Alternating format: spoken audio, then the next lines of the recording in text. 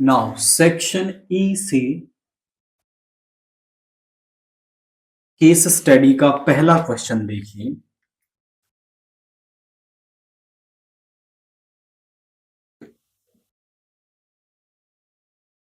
Question 36। An organization conducted bike race under two different categories, boys and girls. एक organisation है जिसने boys and girls के बीच में एक बाइक रेस रखी है। There were 28 participants in all. वहां पर आपके टोटल 28 पार्टिसिपेंट हैं। Among all of them finally 3 from category 1 and 2 from category 2 are selected for the final race. Category 1 से 3 और कैटेगरी 2 से 2 फाइनल रेस के लिए। Ravi forms 2 sets B and G with these participant. B और G के साथ रवि ने आपका क्या बना दिया है, सेट बना दिए हैं। और जो बी है उसके अंदर क्या है, B is equal to B1, B2, B3 and जो आपका G है उसके अंदर है G1, G2, where B represents the set of boys selected and G the set of girls selected for the final race. B उन boys के set को दिखा रहा है जो रेस फाइनल रेस के लिए सिलेक्ट हुए हैं, एंड जी उन गर्ल्स के सेट को दिखा रहा है जो फाइनल रेस के लिए सिलेक्ट हुई है। अब क्वेश्चन क्या है, based on the above information answer the following question. इस इंफॉर्मेशन के हिसाब से आप हमें बताइए कि पहला question, how many relations are possible from B to G. B से जी सेट पर कितने रिलेशंस बनाए जा सकते हैं। This is first question. R B to G कितने रिलेशन बन जाएंगे। हम जानते हैं कि जो रिलेशन होता है वो एक सबसेट होता है किसका, बी क्रॉस जी का। यानी इस बी क्रॉस जी में जितने सबसेट इसके हो सकते हैं उतने रिलेशंस बनाए जा सकते हैं। तो मैं यहां पर अगर नंबर निकालना चाहूं बी क्रॉस जी का तो वो हो जाएगा एन ऑफ बी इंटू में n of G. Number of elements in B कितने हैं, 3, इसमें कितने हैं 2, यानी यहां पर आ गए 6। अब number of relations from B to ji,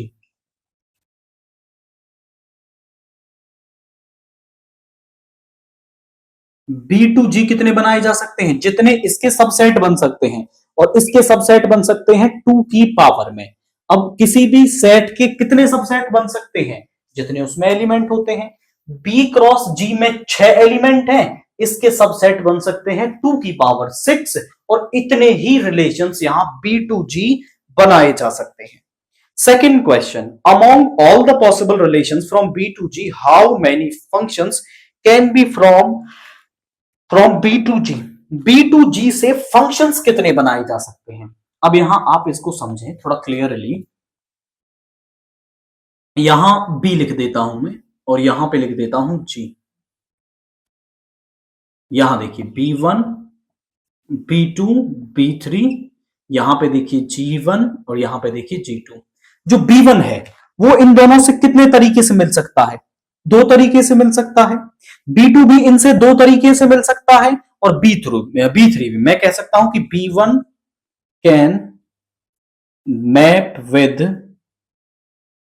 G1 and G2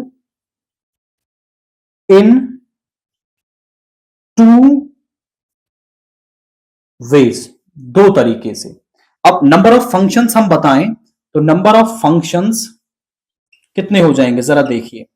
ये 2 तरीके से मिल सकता है, ये भी इनसे 2 तरीके से, और ये भी 2 तरीके से, यानी कि टोटल 8 फंक्शंस यहां पर बनाए जा सकते हैं from B to G. B से जी सेट पर आपके 8 फंक्शंस बनाए जा सकते हैं। थर्ड कह रहा है let R B to B. R जो है वो बी से बी पर ही रिलेशन डिफाइन है। थर्ड वाला कह रहा है हमसे R is from B to B. R जो है वो रिलेशन है from B to B, be defined by. R जो है वो किस तरीके से डिफाइंड है, R is equal to x comma y such that x and y are students of same sex।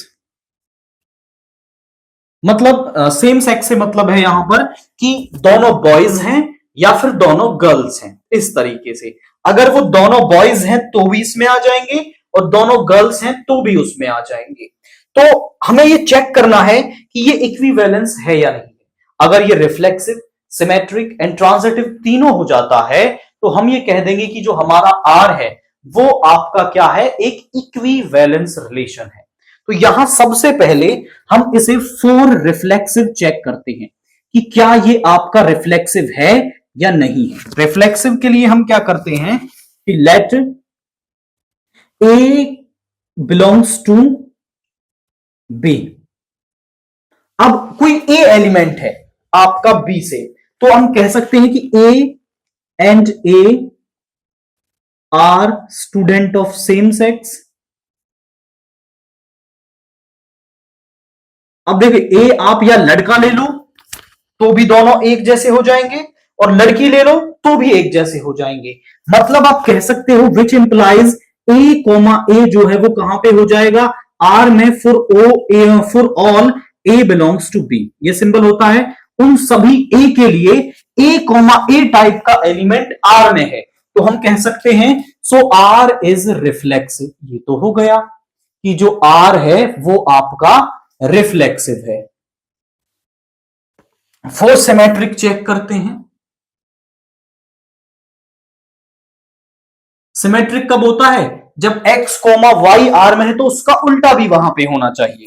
तो हम यहां मान लेते हैं कि let x comma y belongs to R.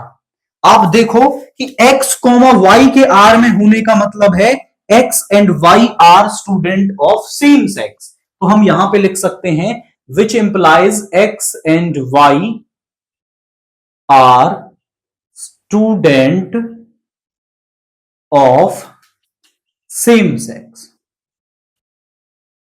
अब x एंड y अगर सेम है, बॉयज या गर्ल्स हैं, तो मैं ऐसा भी तो लिख सकता हूं y एंड x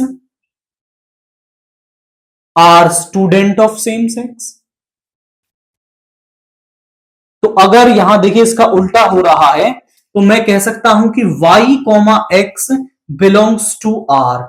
अब x कोमा वाई आर में है और उसका उल्टा y कोमा एक्स भी आर में है, तो हम कह सकते हैं which implies R is symmetric.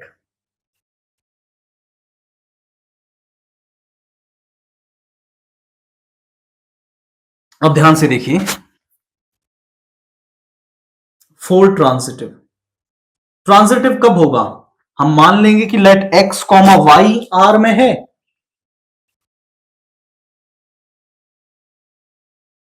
And यहां सेम रखना है y कोमा जेड भी आपका आर में है। अब इसका मतलब क्या है, x and y are student of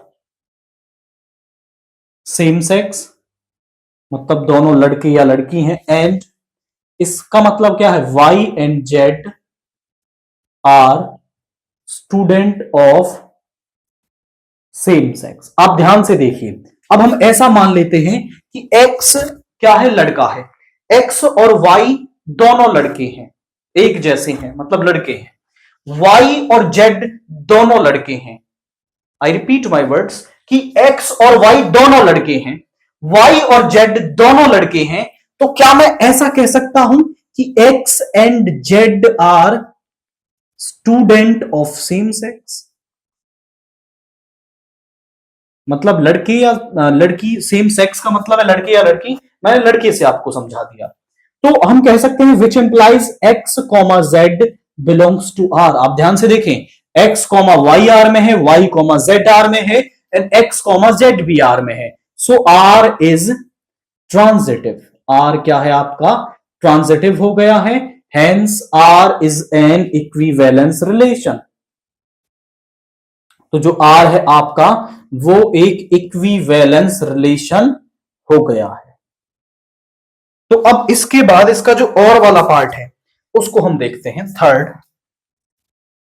का बी पार्ट। वो कह रहा है f B to G, f जो है वो बी टू जी एक फंक्शन है, एंड एफ किस तरीके से डिफाइंड है, f is B one comma G one and B two comma G two and B three comma G one. हमें ये चेक करना है कि check f is bijective and justify your answer. तो हमारे पास हमें ये चेक करना है कि एफ बाइजेक्टिव है या नहीं है। कोई भी फंक्शन बाइजेक्टिव तब होता है जब वो वन वन बी हो और ऑन टू बी हो, तब वो फंक्शन बाइजेक्टिव बनता है। तो यहां पर हम इसको देखिए, पहले बी को बनाते हैं। यहां पे बी में कौन कौन से एलिमेंट है, बी में है आपका B one, B two and B three, and यहां पे हम बनाते हैं आपका जी। जी में क्या है, जी में है G one and G two. B one किससे मैप कर रहा है, जी वन से, बी टू जी टू से and B three G one से। अब देखिए कोई भी फंक्शन वन वन तब होता है जब हर एलिमेंट की यूनिक इमेज हो। यहां आप ध्यान से देखें, बी वन की इमेज भी जी वन है और बी थ्री की इमेज भी जी वन है। आप बोलेंगे कि एफ ऑफ बी वन जो है वो भी जी वन है आपका, and f of B three जो है वो भी जी वन है। अब बोलेंगे B1 and B3 have same image, उनकी क्या है, सेम इमेज है। सो F is not one one, F is not one one. तो जो F है वो आपका वन वन नहीं है, क्योंकि हर एलिमेंट की यूनिक इमेज नहीं है। और अगर आप ऑन टू के लिए चेक करना चाहें तो दोनों की प्री इमेज यहां एग्जिस्ट कर रही है, तो ये ऑन टू तो है, लेकिन हमें केवल ये चेक करना है कि एफ बाइजेक्टिव है या नहीं है। तो आप अब देखो, दोनों होते हैं तब बाइजेक्टिव होता है। अब वो वन वन नहीं है तो आप बोलेंगे सो एफ इज नॉट बाइजेक्टिव। तो जो एफ है वो आपका एक बाइजेक्टिव फंक्शन नहीं होगा, क्योंकि वो वन वन नहीं है। तो बस केवल वन वन नहीं है तो आप कह सकते हैं कि f is not bijective. Now case study का दूसरा क्वेश्चन, क्वेश्चन 37 देखिए। क्वेश्चन 37 देखिए, Gautam buys 5 pens 3 bags and 1 instrument box and pays a sum of money. इस तरह से कंडीशन दे रखी है, उसने pen, bag and instrument box खरीदे हैं। ये जो क्वेश्चन है वो सिस्टम ऑफ लीनियर इक्वेशंस का क्वेश्चन है, बट यहां पर हमें सिस्टम ऑफ लीनियर इक्वेशंस पहले बनाना पड़ेगा। तो उसके लिए ना मैं प्राइजेस मान लेता हूं। Let the cost price of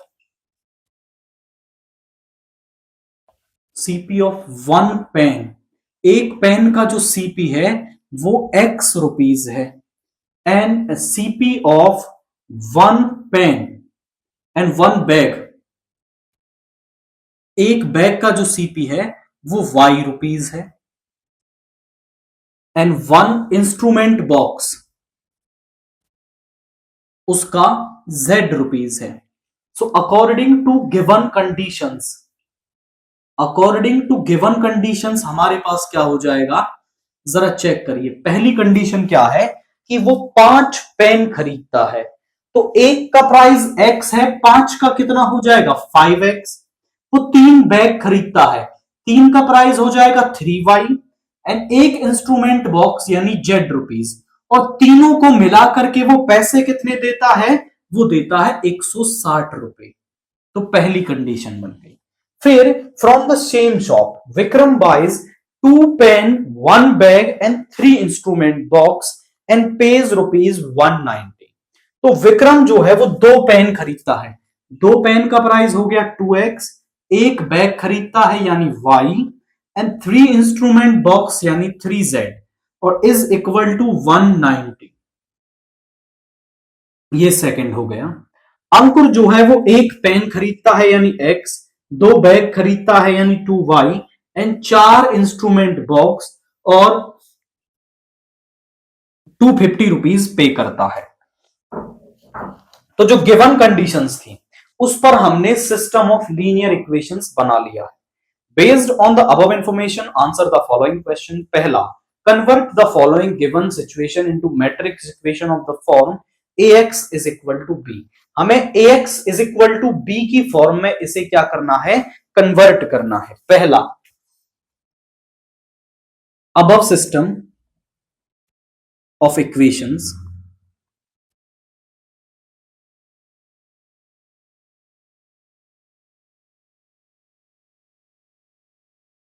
can be written as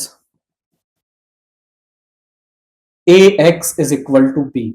a यहां पर एक मैट्रिक्स 3x3 की मैट्रिक्स होगी एक्स वाई जेड के कोफिशिएंट्स के लिए। 5 3 जेड का कोफिशिएंट 1 2 1 3 1 2 4। एक्स एक कॉलम मैट्रिक्स होगी उन वैल्यूज के लिए जो हमें फाइंड आउट करनी। बी एक कॉलम मैट्रिक्स प्राइस के लिए। ये हो गया A x is equal to B की फॉर्म में कन्वर्ट। सेकेंड क्वेश्चन हमसे कह रहा है कि आपको डिटर्मिनेंट ऑफ ए निकालना है। तो डिटर्मिनेंट ऑफ ए निकाल दीजिए एक्सपेंडिंग अलोंग रो 1, यहां पे 5, इस रो इस कॉलम को छोड़ेंगे, यहां पे आ गया 4 -6, यहां माइनस का 3, इस रो इस कॉलम को छोड़ेंगे 8 -3, यहां पे 1, इस रो इस कॉलम को छोड़ेंगे 4 -1, तो यहां पे आ गया माइनस का 2 यानी माइनस का 10 हो गया। 5 इंटू -3 माइनस का 15 हो गया एंड यहां पे आ गया 3। दिस इज माइनस का 25 प्लस का 3 यानी माइनस का 22, और माइनस का 22 जो है वो इसके डिटर्मिनेंट की वैल्यू आ गई है। थर्ड वो कह रहा है फाइंड ए इनवर्स, हमें ए इनवर्स निकालना है। अब ए इनवर्स निकालने के लिए हम कोफैक्टर्स निकालते हैं, तो कोफैक्टर्स निकाल देते हैं हम यहां पे। पहली बात तो डिटर्मिनेंट नॉट इक्वल टू 0 है तभी आपका इनवर्स एग्जिस्ट करता है, तो इनवर्स एग्जिस्ट तो कर रहा है। तो सबसे पहले हम निकाल देते हैं a11। a11 होगा -1 की पावर 1 + 1, इस रो इस कॉलम को छोड़िए 4 -6, -1 की पावर इवन नंबर पॉजिटिव होगा तो ये आ गया माइनस का 2। उसके बाद a12 निकाल दो, -1 की पावर 1 + 2, और इस रो इस कॉलम को छोड़ेंगे 8 -3 यानी कि 5 आ गया, और ये -1 की पावर ऑड नंबर नेगेटिव तो ये माइनस का 5 हो गया। a13 निकाल दो, -1 की पावर 1 + 3, इस रो इस कॉलम को छोड़ेंगे 4 -1, 4 -1 हो गया 3, -1 की पावर आपका पॉजिटिव, -1 की पावर इवन नंबर पॉजिटिव हो जाएगा, सो इट इज 3। इसके बाद हम निकालते हैं a21, -1 की पावर 2 + 1। अब देखिए 2 1 2 1, इस रो इस कॉलम को छोड़ेंगे 4 3 12 -2, -1 की पावर ऑड नंबर नेगेटिव हो जाएगा एंड यहां पे आ गया 10। a22, -1 की पावर 2 + 2, इस रो इस कॉलम को छोड़ेंगे 4 5 20 -1, -1 की पावर इवन नंबर पॉजिटिव रहेगा। a23, -1 की पावर 2 + 3, इस रो इस कॉलम को छोड़ेंगे 5 2 10 -3, -1 की power odd number positive negative, -1 की पावर ऑड नंबर नेगेटिव हो जाएगा और यहां पे आ गया 7। इसके बाद a31 निकालते हैं, -1 की पावर 3 + 1, इस रो इस कॉलम को छोड़ेंगे 3 3 9 -1, ये आ गया 8। a32, -1 की पावर 3 + 2, इस रो इस कॉलम को छोड़ेंगे 3 5 15 -2, और ये ऑड नंबर ये माइनस का 13। a33 निकालेंगे, -1 की पावर 3 + 3, इस रो इस कॉलम को छोड़ेंगे 5 -6, -1 की पावर 6 इवन नंबर पॉजिटिव हो जाएगा, ये माइनस का 1 आ गया। तो जो एडजॉइंट ऑफ ए है वो होता है कोफैक्टर्स का ट्रांसपोज। कोफैक्टर्स को लिखेंगे -2 -5 3, -2 -5 3, उसके बाद है -10 19 -7 एंड 8 -13 -1, इसका ट्रांसपोज। ट्रांसपोज करेंगे, पहली रो पहला कॉलम बन जाएगी, -2 -5 3 -10 19 -7 8 -13 -1। हमें तो यहां पे क्या निकालना है आपका, यहां पे हमें निकालना है ए इनवर्स। तो ए इनवर्स जो है वो क्या होता है, वो होता है 1 अपॉन डिटर्मिनेंट ऑफ ए को मल्टीप्लाई करना होता है एडजॉइंट ऑफ ए से। अब जो डिटर्मिनेंट ऑफ ए है वो है -22 और जो एडजॉइंट ऑफ ए है वो आपका यहां पे ये आ गया है।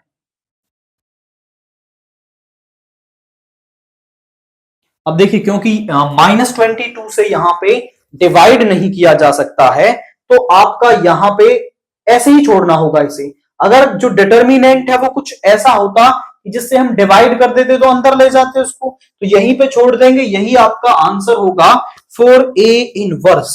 और जो इसके और वाला पार्ट है उसको देखें तो हमें वैल्यू निकालनी है थर्ड का और वाला पार्ट, P की वैल्यू निकालनी है जो है a² -5a।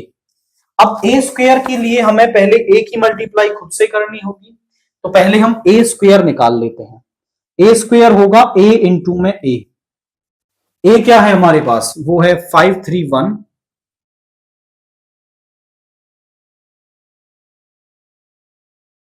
213 124। अब मल्टीप्लाई करेंगे a की खुद से, तो जरा देखिए यहां पे 5 5 जा 25 3 2 जा 6 1 1 जा 1 5 3 जा 15 3 1 जा 3 5 3 जा 15 3 1 जा 3 एंड प्लस में 2 5 प्लस 9 प्लस 4 2 5 जा 10 2 3 यहां पे आ गया 6 1 6 2 3 12 5 6 plus 4। Okay, there is a mistake. Third row की फर्स्ट कॉलम के साथ 5 4 एंड 4 3 2 8 1 6 16। अब यहां पे इसे एरप कर लेंगे तो क्या आ जाएगा, देखिए जरा यहां पे मैं डायरेक्ट लिख देता हूं इसे, p की वैल्यू में a² की क्या वैल्यू आ रही है जरा देखिए। आप इसे एक स्टेप आगे लिखेंगे, 25 और 6 31 एंड 1 32 हो गया, 18 और 2 20 हो गया एंड 9 5 14 और 4 18 हो गया,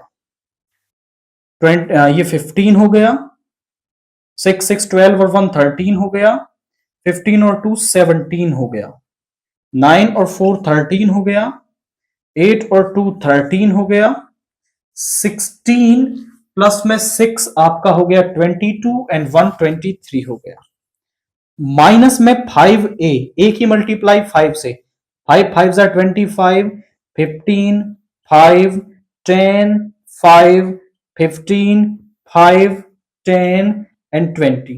यहां पे क्या आ जाएगा जरा देखिए, 32 माइनस 25 कितना आ गया, 7 आ गया, 20 माइनस 15 कितना आ गया, 5 आ गया, 18 माइनस 5 आ गया 13, 15 माइनस 10 हो गया 5, 13 minus 5 is 8, 17 minus 15 is 2, 13 minus 5 is 8, 3 and 3। यहां पे हमारे पास ये वैल्यू आ गई है।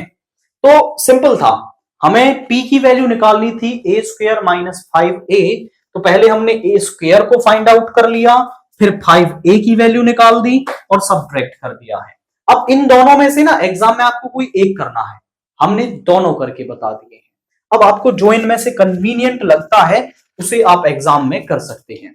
नाउ क्वेश्चन 38 देखिए, केस स्टडी का third question. An equation involving derivatives of the dependent variable with respect to the independent variable is called differential equation.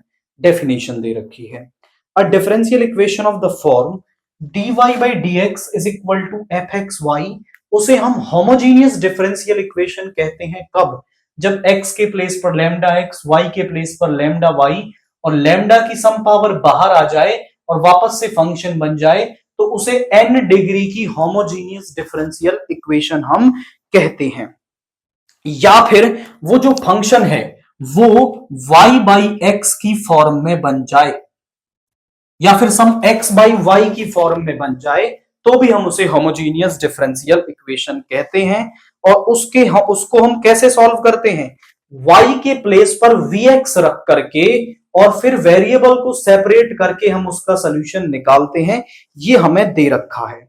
Based on the above answer the following question. पहला है, show that x square minus y square plus dx plus 2xy is equal to dy is a differential equation of the type dy by dx is equal to gy by x। मतलब dy by dx को मुझे gy by x की form में बनाना है। तो पहला part, the given differential equation is, वो है x square minus y square into dx plus 2xy dy is equal to 0। इसको इधर ले आएंगे, माइनस का 2xy dy और यहां पे है x square minus y square into में dx। इसको डिवाइड में ले आए, इसको इधर ले जाएं तो यहां पे आ गया dy बाई dx, यहां पे आ जाएगा x square minus y square upon minus का 2xy। माइनस को ऊपर ले जाएंगे तो y square positive x square negative upon में 2xy। अब मुझे इस फंक्शन को क्या है, y बाई एक्स की फॉर्म में कन्वर्ट करना है।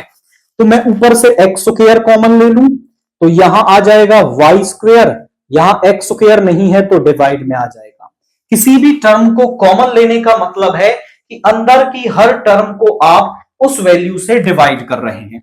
और यहां से भी x स्क्वायर कॉमन ले लो तो यहां 2xy के डिवाइड में x स्क्वायर आ जाएगा, एक पावर कैंसिल हो गई, x स्क्वायर से x स्क्वायर। यहां पे आ गया y बाई एक्स का स्क्वायर माइनस 1 और यहां पे आ गया 2y बाई एक्स।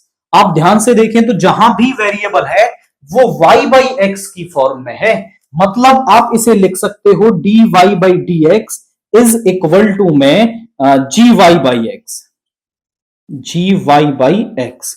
हमने इसको y बाई एक्स की फॉर्म में कन्वर्ट कर दिया है। सेकेंड पार्ट वो कह रहा है, solve the above equation to find its general solution. इसी इक्वेशन को मुझे सॉल्व करना है इसका जनरल सोल्यूशन निकालने के लिए। तो यहां पर है डिफरेंशियल इक्वेशन, इसमें हम पुट कर देंगे क्या, y को हम पुट करते हैं vx, विच इंप्लाइज इसका जो डेरिवेटिव है dy by dx, v same x का 1, x same dv over dx, इसे नाम दो सेकेंड। अब y को vx रख दोगे यहां पे तो जो dy बाई dx है वो क्या बन जाएगा, वो बन जाएगा vx का square minus x square upon 2vx। यहां पे स्क्वायर हो जाएगा, ऊपर से एक्स स्क्वायर कॉमन लेंगे तो यहां बचा v स्क्वायर माइनस 1 और यहां पे 2x square v, x square से कैंसिल हो गया, v square minus 1 upon 2v, इसको नाम दो 3। ध्यान से देखिए ये भी dy बाई dx है, ये भी dy बाई dx है, तो इनकी RHS इक्वल होगी फ्रॉम सेकेंड एंड थर्ड। यहां इक्वल आ गया v plus x dv over dx is equal to किसके हो गया, v square minus 1 upon 2v। इस v को इधर ले आइए, x dv over dx is equal to v square minus 1 upon 2v minus का v, यहां पे आ जाएगा 2v, v स्क्वायर माइनस 1 और यहां पे माइनस का 2v स्क्वायर। तो यहां ध्यान से देखिए ये हो गया माइनस का v square minus 1 upon 2v, minus common ले लेंगे v square plus 1 upon 2v। अब इस 2v को इधर लाएंगे तो मल्टीप्लाई में, v स्क्वायर प्लस 1 को लाएंगे तो डिवाइड में, ये dv is equal to minus dx इधर मल्टीप्लाई में और x डिवाइड में। Now taking integration on both side, दोनों तरफ इंटीग्रेशन ले लेंगे तो यहां पे आएगा 2v upon v square plus 1 dv और यहां पे आ जाएगा माइनस dx अपॉन x। इसका डिफरेंशिएशन ऊपर है तो इंटीग्रेशन हो जाएगा log v square plus 1 minus यहां पे आ जाएगा log x और कांस्टेंट को भी आप log में ही ले लेंगे, यहां पर इधर लेके आएंगे तो log v स्क्वेयर प्लस 1 यहां पे आ जाएगा प्लस का log x is equal to में log c और यहां पे हमारे पास प्रॉपर्टी होती है log mn is equal to log m plus log n, यानी log m plus log n को आप लिख सकते हो log v square plus 1 into में x इज इक्वल टू में log c। जब दोनों तरफ log है, इस log को इधर लेके जाएंगे तो ये e की पावर में आ जाएगा और v के प्लेस पर आप रखोगे y बाई x, तो यहां आ जाएगा y square by x square plus 1 into में x और ये e log c, e से log कैंसिल हो जाएगा तो यहां पे बचेगा c और यहां ले लो LCM, ये c एक पावर कैंसिल हो गई तो यहां पे आ गया y square plus x square is equal to cx और यही हमारे पास क्या है, इसका जनरल सॉल्यूशन आ रहा है। पहले y को vx रखेंगे फिर dy बाई dx को कंपेयर कर लें, उसके वेरिएबल्स को v की फॉर्म में सेपरेट करें, इंटीग्रेट करें और वापस v की प्लेस पर y बाई x रखेंगे तो जनरल सॉल्यूशन हमें मिल जाएगा।